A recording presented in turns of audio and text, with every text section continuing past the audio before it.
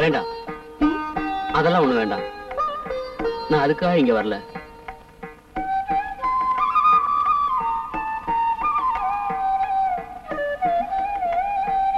என்ன எதுக்கு இவ்வளவு பணம் கொடுத்து இவ்வளவு கஷ்டப்பட்டு நான் தான் வேணும்னு சொன்னீங்க?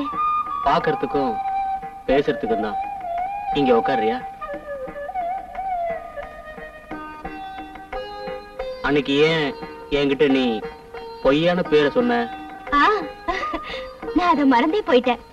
நீங்க என்னோட காதலன் இல்ல? ஆமா, உங்க பேர் என்ன? ஜெயதேவன். நல்ல பேரு.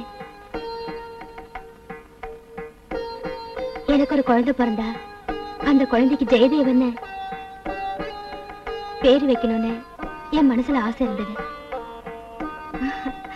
நம்மளுடைய கனவுகளும் ஆசைகளும் நிறைவேறணும்னு ஒண்ணும் அவசியம் இல்லை. இப்போதான் பேரை சொல்லு. சொந்த பேரை மறந்து போய் ரொம்ப நாளாச்சு. இப்போ பல பேரு. இப்போ அதெல்லாம் வேண்டாம். உங்களுக்கு என்ன பேர் இஷ்டமோ அதை வச்சு கூப்பிடுங்க. இனிமே என்ன அப்படிலாம் கூப்பிடாதீங்க. பின்ன எப்படி கூப்பிடுறது? எப்படி கூப்பிடுறதுன்னு கேட்டா ஜெயனோ தேவனோ. அம்மா கூப்பிடுறது தேவான் தான். பேருக்குள்ள நமக்கு ஒற்றுமை இருக்கு. தேவன் தேவிகா, தேவிகா தேவன். தேவிகா, தேவி, நல்ல பேரு, எனக்கு பிடிச்சிருக்கு. நான் என்ன சொன்னேன்? தேவிகானா? அது சும்மா சொன்னேன். என்னோட பேரு ராதிகா.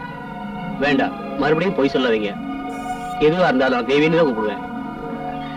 இங்க பாரு, இன்னைக்கு நீ என்ன காதலிச்சுக்கோ, கல்யாணமும் பண்ணிக்கோ, அப்புறம் உன் இஷ்டம் போல இருந்துக்கோ. இன்னைக்கு பூரா நான் உனக்கு சொந்தம். நேரத்தை வீணடிக்காத. வேண்டாம், இதெல்லாம் எனக்கு இஷ்டமே இல்லை. எனக்கு உன்னோட கடந்த காலத்தை பத்தி கவலையே இல்லை. தேவி, நீ என் கூட வரணும். இந்த தேவனோட தேவியா.